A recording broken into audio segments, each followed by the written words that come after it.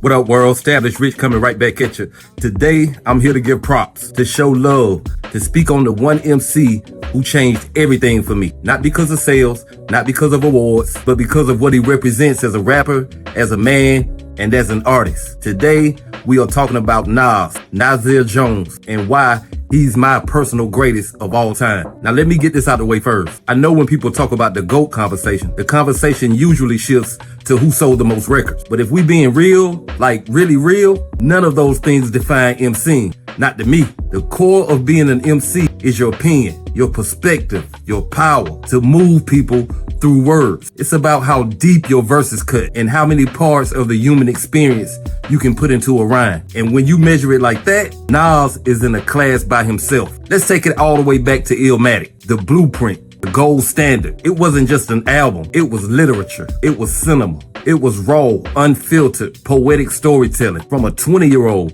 who captured the essence of New York. Felt like you were there. The hunger, the pain, the hope, and on The World Is Yours, man, he was giving you optimism and game at the same time. He wasn't preachy, but he was wise beyond his years. And we gotta keep it real.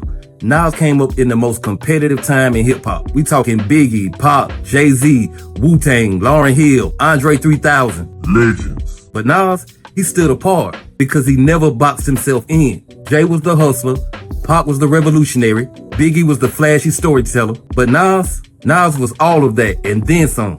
He was conscious on one track, grimy on the next, spiritual on the third, poetic on the fourth. He rapped from every angle of the human condition. He rapped from the perspective of a gun on I Gave You Power. Who else was doing that? He told stories backwards on Rewind, talked about fatherhood on Daughters. He rapped about police brutality, racism, poverty, before it became the trendy thing to do. Nas gave us range. He gave us the full human experience. He wasn't one-dimensional. He didn't pretend to be a superhero or a perfect person. He rapped about his flaws, his struggles, his growth. And let's not forget, he survived the Jay-Z war. And I know we all love Jay-Z, as we should. But let's be honest, when Nas dropped Ether, that changed the culture. That wasn't just a diss, that was a lyrical autopsy.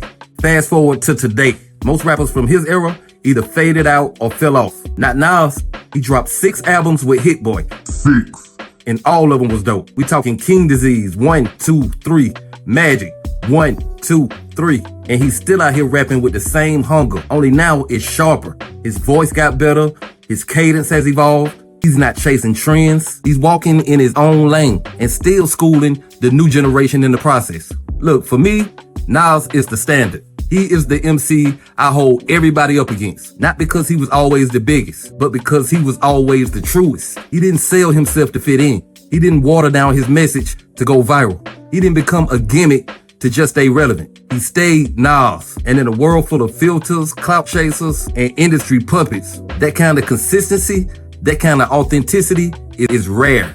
Nas showed us that you can be street and spiritual. You can be vulnerable and tough. You can be intelligent without preaching. You can be poetic without being soft. He gave us all sides of himself. The good, the bad, the ugly. He was the first rapper who made me feel like it was okay to be yourself. It was okay to show everything that you were feeling. And that's why he's my GOAT. Awards fade, sales fade, trends fade, but the truth, that never fades. And Nasir Jones has been speaking the truth since 1994. So yeah, Illmatic was the beginning, but Nas is still writing chapters. And as far as I'm concerned, his legacy is called and granted. But that's just my opinion. What's yours? Like, comment, subscribe, Establish Rich. I'll be back with another one. Peace.